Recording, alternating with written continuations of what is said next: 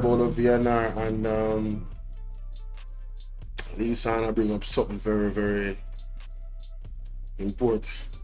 Important, you know. She bring up something very, very important. You understand? And so I'm gonna start it off. Before we go to Lisa Hanna, this kind of tie into the similar issues when it come out to food security. So check this out. And welcome back to Primetime News. Special welcome to viewers on onespotmedia.com as well as TVJ International in the Cayman Islands. We begin with a startling revelation this evening about the frequency of pesticide residues in our local produce that could be causing serious health and environmental issues. In a landmark webinar today, the Jamaica Organic Agricultural Movement outlined how the overuse of pesticides in Jamaica could be causing more harm than good. As Kelisha Williams reports, experts believe it underscores the need for stronger agricultural policies in Jamaica. First entomologist at the University of the West Indies and lead researcher Dr. Dwight Robinson presented the findings of the recent island-wide pesticide study. In providing context, he explained that Jamaica imports up to 2.5 to 3.2 million kilograms of pesticides annually, mostly used in the agricultural sector. The big problem with that is that a lot of these pesticides are what we refer to as highly hazardous pesticides. In short, we call them HHPs. And while there has been a good move for many years to move us away from highly hazardous pesticides, the move has been a little bit too slow. Dr. Robinson said those pesticides linger in the environment for a very long time and can cause serious health and environmental issues. As a result, the Jamaica Organic Agricultural Movement, JOM, and several other private and public sector partners have been conducting an island-wide study to find out how pesticide overuse in Jamaica is impacting our food system. The active ingredients that were looked at, 40 of them were classified as highly hazardous pesticides. And that's the group of pesticides that cause a lot of concern and the type we would rather not see being used in Jamaica. The big question is how those harmful pesticides are impacting the food we consume daily. Our study that ran from 2022-23 and continuing into 24-25, 26% of the samples have detectable levels of pesticide residues on them. So you can say we're not improving. That's over 10 years. And instead of having less residues detected, we ended up with more residues detected. Similar to the 2009 to 2014 study, harmful pesticide residue is frequently found in fruits and vegetables like callaloo, thyme, pak choy, cabbage, and tomatoes. If you look at it, the ones that have been lightened there are a whole list that it looks too similar to what we were seeing 10 years ago, and it suggests that we are not changing the practice. And these that are highlighted here are highly hazardous pesticides. In going further, co-owner and Alright, so ladies and gentlemen, I want you guys to screenshot that. I want you guys to screenshot these chemicals. And I want you to do your own research. As a matter of fact, let me I see on the screen it's not as on the screen I see it's not as clear, all of it. So let me just frame it in a one way when I can just screenshot all of those. I'm sure I'm looking at the screen right now. You guys can see all of those. I need you guys to do your own research. Alright? If I bet you that all of these pesticides that are highlighted are banned in most, if not all, European countries. But we in Jamaica, for some reason, is dragging our foot in terms of protecting our citizens. Infrastructure and roads and all of this, they don't mean anything if your population is unhealthy. We cannot enjoy none of it. even if everybody was prosperous. Why would you want to be prosperous and not be able to enjoy your wealth, not be able to enjoy moments with your family, not be able to enjoy moments with your friends and your loved ones, travel the world? Because we have a country that has decided to drag their foot on policies and neglect these types of things. You know how serious Russia is about food and those things over there. There's a lot of things that Russia banning. that is used in the Western world, you know. Lots of things. They don't let them citizens eat it. You understand? They're not doing it. So why is our government not protecting us in that regard? These are the things we need to think about, ladies and gentlemen. Please go and do your research about these chemicals. I'm telling you, most of them is not being used in many different European countries, if not all of them. Europe don't play when it comes to food. You understand? Even if they're tricking people and whatever, it is banned there. That is a start. It's actually banned. You cannot carry them into these places because they understand it's going to give people all types of cancers and all them something there. Right? And if you're really going to do your research, you're going to be alarmed. I'm telling you. Please go and do your research, ladies and gentlemen. Let's continue. Are highly hazardous pesticides. In going further, co-owner and farmer at Stush in the Bush, Christopher Binns, explained that organic farming is the way to go, which means no pesticide or chemical fertilizers. However, the policies that we have in this country that allow these chemicals to come in, that actually encourage these chemicals to come in. So if I'm buying a seed, for instance, and let's start with the seed. One of the main issues that we have with going organic in Jamaica is that you cannot buy organic seeds nowhere on that. Embarrassing! You can't buy organic seeds? What? Seed, for instance, and let's start with the seed. One of the main issues that we have with going organic in Jamaica is that you cannot buy organic seeds nowhere on the island of Jamaica. And oftentimes when organic seeds do come in, Mr. Bin said they are held in quarantine for days and sometimes indefinitely. While he stressed that there is a need to protect the island from seed-based pathogens that may destroy the food environment, he said there must be a balance. You don't have organic soil enhancers. You don't have organic anything. We don't have an organic sector that is codified into our policies so that farmers that claim to be organic or growing organic have a set of guidelines that guide them to getting to becoming organic. In America, when you go into supermarkets over there, you guys see the different codings in terms of colors. I believe that's what he's talking about. And it's kind of deeper than just the colors in the market. That's like the final product. But there is a place for those things, for those organic foods and the level at which they're at. You understand? Because, you know, there's different types of food choices. You have vegan, you have people that are vegetarian and so forth. There's different, what do you call it, descriptions of what people eat and how they eat and whatever, what they choose to eat. The point of the matter is there is a market for all of that, and there's people that actually, there's policies in place for them to produce those things. But here in Jamaica, this seems to be not regulated, and there's no focus on organic food. The man said you cannot get organic seeds nowhere or organic nothing nowhere. That's crazy.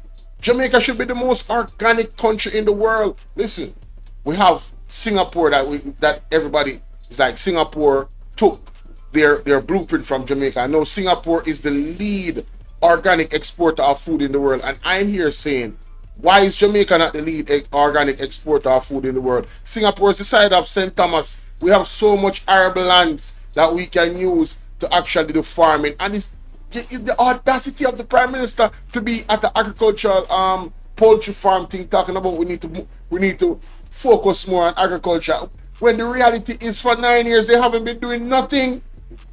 They haven't been growing the agricultural sector, and you're telling me now that there's no organic food. Man, what the hell is going on, man? What can go on? It's crazy. What can go so that farmers that claim to be organic or growing organic have a set of guidelines that guide them to getting to becoming organic. Which is why he believes there needs to be policy changes to make it easier for farmers to grow organically and get access to the right resources to protect their crops without using harmful pesticides. It is hoped that when the study is completed, the findings will be used to implement those policy changes, among others. Kelisha Williams. So people, that's the first thing I want to show you, because food security is a hell of a thing, innit? Alright, You know, I'm gonna do it this way. Hanna. US dollars in chicken neck and back is what we import to Jamaica annually. 13 million US dollars in beef offals. That's like the liver and the kidney. Beef trimmings is 16 million US. And then rice is 84 million US dollars. And so you might be asking, Lisa, why do you import so much US dollars worth of animal and rice?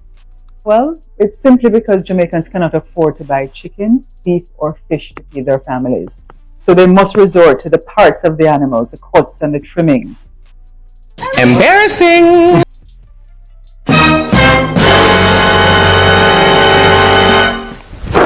Emotional damage! Now here's a disclaimer. I'm not in the PMP shadow cabinet, so what I'm about to say may not contend with their views.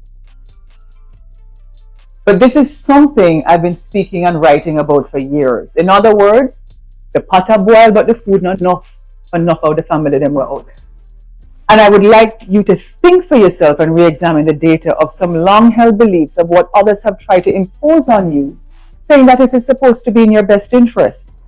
Today I want to highlight one of those beliefs and say why our people as a result remain unhealthy with obesity, high blood pressure, and other primary health ailments. It's because they can't afford to buy a balanced food basket. And for the non-vegetarians, this is because the price of chicken meat is out of their reach. I'm not going to any other meats today. You see, for decades, Jamaica has had a 250% duty protection on chicken meat. Globally, in other countries, the average import duty rate on chicken is 24%. So why are we paying 250%, or why is the duty rate 250% in Jamaica? I gotta stop right there. Ladies and gentlemen, let me draw for my calculator because you see, 24% is the regular rate. 250% is our rate. Alright, 250 divided by 24, well, divided by 100. And that's 2.5. Alright, let's listen. As a matter of fact, I don't even have to go so far. How many times can 24 go into 250? That's all I need to do.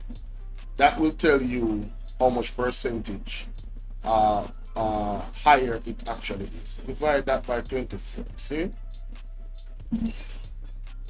You see that? You see how much percentage more that is?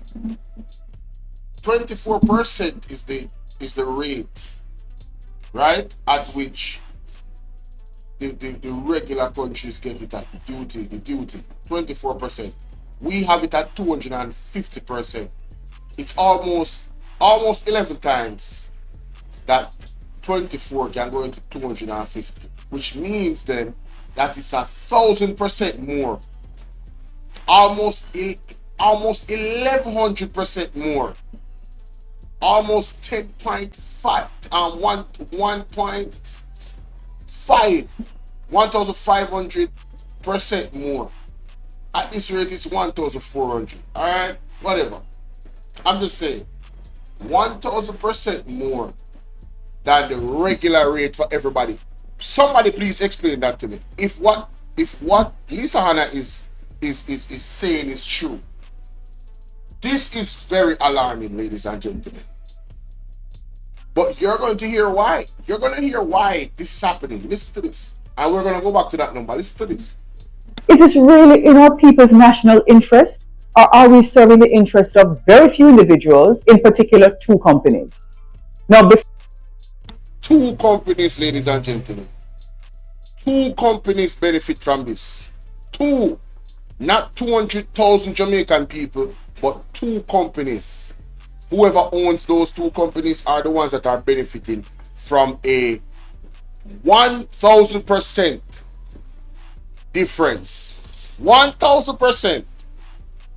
Why? And we wonder why chicken is so high. Chicken prices are so high and it keeps going up. Well, we have found the answer. Let's continue. Or you all have a knee-jerk reaction and say, but Lisa, it helps protect it because it helps with local production. Let us look at the data rather than emotion. You see, the international cost breakdown to produce a chicken is feed, largely corn. That makes up 61% of a chicken. Baby chicks is 18%. You have to house them, that's 7%. Other inputs are about 10%, and labor is only 4%. We don't make feed in Jamaica. We don't produce corn. We don't produce wheat. We don't produce soya. So what Lisa Hanna is saying, ladies and gentlemen, is that the feed, or what makes up the feeding for chickens, is the highest cost of growing chickens to feed them. Only 4% of that money deals with labor. So it doesn't take a lot of laboring. So when they tell you that, oh, you know, it's creating jobs, really? Yeah, but it's not substantial. The substantial amount of money is being gained from selling the feeding. We don't produce corn. We don't produce none of those things that is in the feeding for the chickens. So when you have this 200 to 250% on the items that are coming in, you see where we're going with this? You see why this number benefits the two companies? They get the lion's share of the profit, not the people of Jamaica. You understand? Not the regular folks, certainly, but the two companies. Oh, and it gets worse. Let's continue. Those are the inputs that go into the feed for a chicken. So what we refer to as feed mills in Jamaica are largely big silos and a mixer that blend up everything together, these imported inputs, and that goes into the final product, much in the same way that a mason, you see, mix up concrete, which are sandstone, cement, and water. But at least in concrete, all of those inputs are produced in Jamaica. So the local feed is totally, for chicken, is actually totally imported. So in effect, the local Jamaican direct cost input of chicken is less than 10%. Therefore, I really challenge the logic of providing excessive duty protections to any product with a local input that is less than 10%. I've been saying it for years.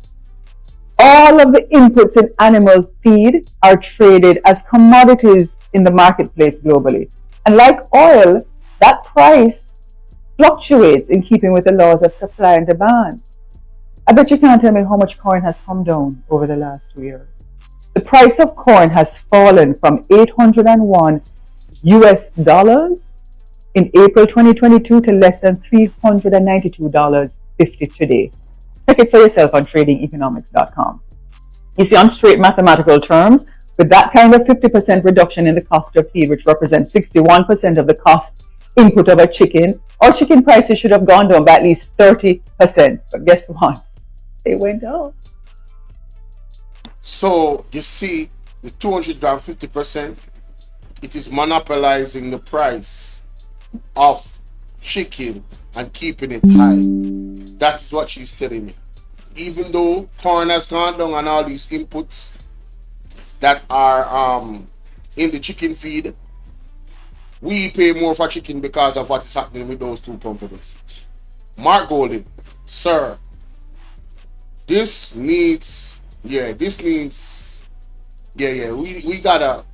gotta deal with this, sir. This has to be dealt with. I'm sorry. So who's really benefiting? Certainly not the Jamaican people whose citizens find it hard to afford a whole chicken for dinner on a daily basis. Certainly not the workers at the factory whose pay remains much the same, and certainly not the Jamaican economy, as there's been very little growth in the agricultural sector generally for years. Did you know that if you apply for a permit to import a container load of chicken in any form, back parts, breast, wing, thigh, whatever, the Ministry of Agriculture first refers the matter to the two chicken monopoly producers to find out if they have any objections? Pardon me? Beg your pardon? Wait a minute. What? What did you say? Hey, bro, come on now, dog. Come on, man. What? Bro, what are you talking about, man? What the hell? Oh my God, no way, yeah.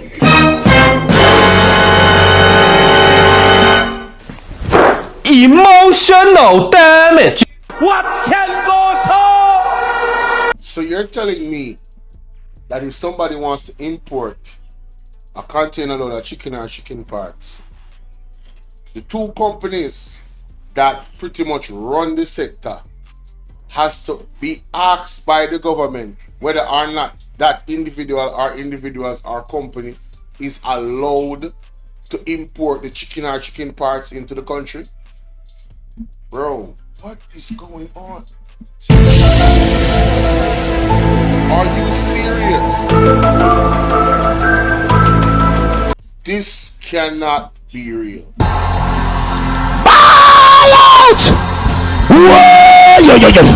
We need help, Jesus.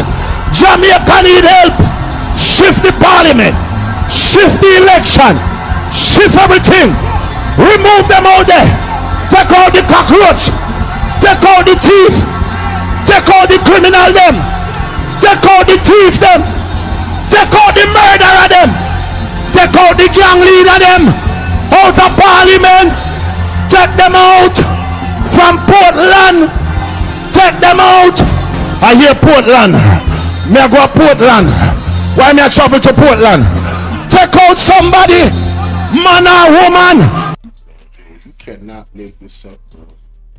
Tell them to challenge me on this. And she said, tell them to challenge her on it. So she knows what she's talking about. Damn. What do you think will be their response? With that kind of system in place, there's effectively no real competition in the marketplace. As a matter of fact, there's no marketplace. You pay what the two local monopolies decide you should pay. Wow. And since it is so obvious, you'll wonder, well, why is this backward policy been allowed to continue for decades? Yes. Well, the false fallacy is that we're saving the livelihood of 30,000 small farmers. But is this really true? And maybe after this video, you'll find them finding farmers who said, no, we've benefited, etc. But ask yourself if it is really true. Is it really true? It is the same two producers who sell the baby chicks to small farmers. The same two producers who sell the feed to small farmers. No. See, context matters. This is where context matters. This is where people being educated about economics matters. This is a bad deal sold to us as a good deal or a great deal, and we're just okay with the scraps of the benefits of the deal. If what she's saying is true, this is where you understanding economics would click in and go, nah, we ain't gonna have that. And we would pressure the government. And I hope this video goes viral. Please, ladies and gentlemen, this video I will upload. I'm recording right now. Please make this video go viral. Like the video, share the video with at least 50 people in your contact that lives in Jamaica. This issue, chicken is something that we all consume. Well, not all, most of us anyway, majority of the Jamaicans. This is an issue that we should really be like, wait a minute, this needs to change. This monopoly of these two companies, God, nah, there's no competition, there's no marketplace. They can tell us, oh, chicken is this price and it will be that price, and then nobody can carry any chicken to sell chicken. There's no marketplace. What the hell is this? This is some mafia stuff right now. Who is this two company? Who is these two companies? Right? Who allowed them to get away with this all this time? And what could, like, seriously? Come on, man, this is wrong, bro. So it is in their interest to put the price of chicken as high as it can be, so that they can convince us that they're actually acting in our best interest. So you see, when a mother comes into my constituency office. So, man, damn. Create the problem and then create the solution. Make profit either way and seem like you're the good guy. These people are wicked. And says like they do all the time, and especially now with back to school. Why MP, I need help with 50 chicken and some people send me to them go back to school. Either the state or me will actually purchase the chickens or the feed. But guess where I'm purchasing it from? The same people. So it's a vicious cycle. Oh wow, a vicious cycle that never ends. That's not benefiting our people, and I feel so strongly about it because I'm tired of it. Listen, Lisa, I just learned about it and I am tired of it. I learned about it today. Yeah, I learned about it 24 hours ago. Last night I was in my bed, scrolling through the internet, came across this video. I was like, yo, I have to do a video on this. I actually did 2 live streams because the live was cutting off because of whatever, but I didn't get to record it, so I'm here recording it now. This is one of the live stream I'm on right now is one of the second live stream that I did regarding this. So if I go back to the front part of it, I was talking about it. So I definitely had to do this, man. This is wild, bro. This is wild. So here's a suggestion that might actually be in the best interest of Jamaican small farmers. And it's a suggestion. Reduce the duty on chicken to 50%, which would still be twice the international norm, and use the duty collected, because we actually don't collect any duty now. 250 reduced to 50% would carry it down to 125%, which is actually on average at 24. So it's still 5 times the amount that it usually is. You're not losing. Damn. And use that duty to purchase baby chicks and distribute them free to small farmers. They'll not buy it. Therefore, and you could also eliminate the duty on feed and allow anyone, any little drop mandora, if they need a permit to bring in container loads to bring in chicken. It should not be only the big people who get permits. Fox. The result of such a policy or suggestion would not only lower the prices for chicken, but more people would be engaged in raising chickens. So they could make some money. Jamaica has one of the highest diabetes rates in the world, and that is directly linked to the fact that they consume so much starch and carbohydrates because they need to feel full. They can't afford to buy protein. True. And this is because the average... Yo, she's talking mad facts. When you look at how food is being, how they share your food, it's a little bit of protein and a lot of starch. People want to feel full, so they eat up the starch, and that's fact. And that sugar thing, man, it's, man, hey, man. This right here, I'm an advocate for this. I'm going to be shouting this at the top of the roof. This chicken thing, hey, Lisa, I got you. And thank you. Thank you for raising this issue, because I don't care, PNP, JLP, I don't care what y'all talking about. This right here is an issue that needs to be highlighted. The people need to understand what the hell is going on and understand that it's really not in our best interest. Like she said, it really isn't. That's fact. Average family is not feeding their families properly. So Jamaica has a policy that has kept the price of chicken high, which only benefits few chicken producing monopolies. And it puts the nation at a health risk, and then imposes on the general poor public to pay a high price for chicken, thereby having an unhealthy diet. Marcus Garvey said, and his birthday was recent, that chance has never really satisfied the hope of a suffering people. And it's a powerful declaration. Chance has never satisfied the hope of empowering people. So you can't empower people by chance. It has to be purposeful. Because it means that to change ourselves positively and indeed the lives of the oppressed, we need to have deliberate purpose of effecting change. Not to tinker along and hope that things will fix themselves. That is a foolhardy approach and quite frankly timid. Hey, Mark Golding and the PMP. When you go in a power, I want you guys to be bold in affecting change, not timid. Positive change for the people of Jamaica. We are at a place right now in the world where we are so far behind as a country. We need to make sure that we are not timid. With the help of the Most High, I'm telling you, we need to make sure that we are bold, like Ibrahim Traore, bold. I've bemoaned over the years that it's probably easier to buy a politician than to become one. So no, look, let's make everyone benefit, not only those with deep pockets. And I've been saying this for years. Let us re-examine our policies for Jamaicans to actually be able to afford healthy food, especially protein. It's time that we re-examine the duty protections that we have on chicken meat. Facts. $23 million in chicken neck and back is what we import to Jamaica annually. $23 million in chicken neck and back annually. $13 million on beef. Beef trimming 16 million. Rice 84 million. Mighty God. Chicken neck. Chicken back. Beef. Beef trimmings. And rice. Add that up. Jesus. Over 125 million dollars. Over 125, 130 million dollar. 30 million. Damn, man. No, ladies and gentlemen, I came across this article. The irony.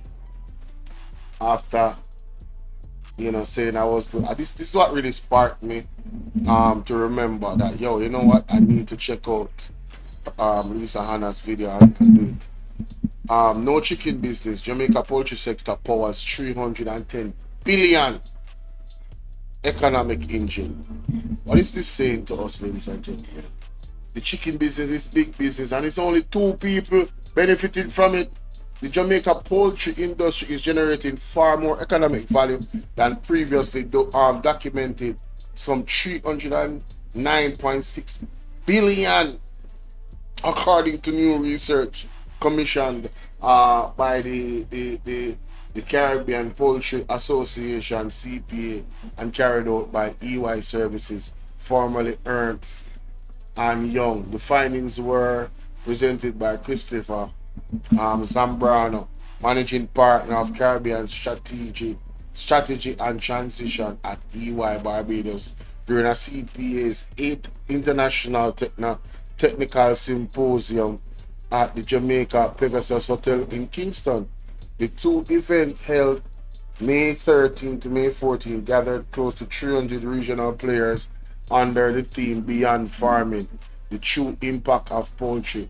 What the study uncovered was the sector, whose reach extends far beyond feed mills and broiler houses. It touches every aspect of Jamaican economy, from the employment and the utilities to advertising, insurance and tax revenue.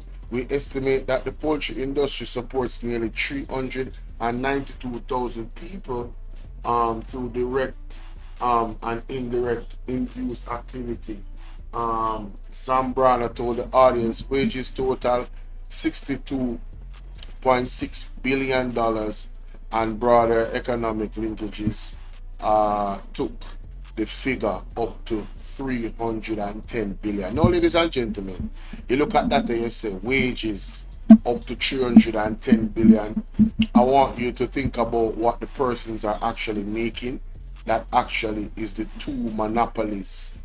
If they are paying out $310 billion, can you fathom how much money is going in their pockets? That is the first thing. Now, let us do the math. 392,000 people on estimate, right? $62.6 billion. Let's do the math, shall we? $62.6 billion. One more zero. $62.6 billion divided by $392,000. Wait a minute, go back a little. No, well, 392,000 people. Alright, so on average, ladies and gentlemen, we're looking at $159,693 per person, which it wouldn't really go to that, but if that would be the case, then that would be yearly, right? That would be yearly. And if we're going to say that is yearly, and I could be corrected, somebody can correct me, but I'm just doing my estimates here. That's $13,307 a month. Yeah, that's crazy. Yeah, that's crazy. Let me try that again. Yeah, let's look at the history. Nah, hold up. Wait. What? So they like work like sometimes? Is that it? Is that it? It's like they work sometimes? Cause it's right here. Oh, my bad. It's right there. So I divided the money to this. So each person would get 159,000. So they probably work 2-3 days, a week. So that's what we're looking at for the month, on average. Is it possible that people are getting less? Wow. All right. So that's the minimum. That is the minimum. So we're gonna give them that. That's the minimum, right? Let's look at the maximum. $310 billion. That really kind of, $310 billion dollars, right? $310 billion divided by 392,000. Right? So boom, that's what? 790,000. Not even $1 million. Damn, I thought it would reach like $1 million. So that's not even $1 million. That's crazy. So on average for the year, 12 months, you're looking at $65,000 for the month. So between $13,000 and $65,000 a month, people that work in the poultry area can gain. All right, so there you have it. That's not I get it, it's jobs, but people can still get those jobs if they was to unmonopolize the industry. You understand what people are going to want to eat chicken anyway. But the fact that only 2 persons at the top is making the bulk of the money, what about 4,000? What about 4,000 Jamaicans getting a slice of that pie? Well, again, we don't even know what the pie is in terms of the people at the top, right? Because this is just salary. They're just talking about salary here. How much money has the two companies actually made? You understand? All right, so let us say the company made 3 times this amount, or 2.5 times the $310 billion after all expenses paid. Let's say they almost gained $1 trillion. And between the two of them, I'm talking about profit-wise now. Say that they almost gained $1 trillion. $900 billion is the profit. We're gonna use that as an estimate. All right, so 900 billion divided by 4,000 Jamaicans that own a piece of this industry. Spread it across 4,000 Jamaicans. That's $225 million for 4,000 people. So you would have more multi-millionaires in Jamaica earning that type of money. My God, their family, the impact in their family, ridiculous. Absolutely ridiculous. Yeah, I'm with Lisa on this one, ladies and gentlemen. Tell me what y'all think in the comment section, man. Dang. Yeah,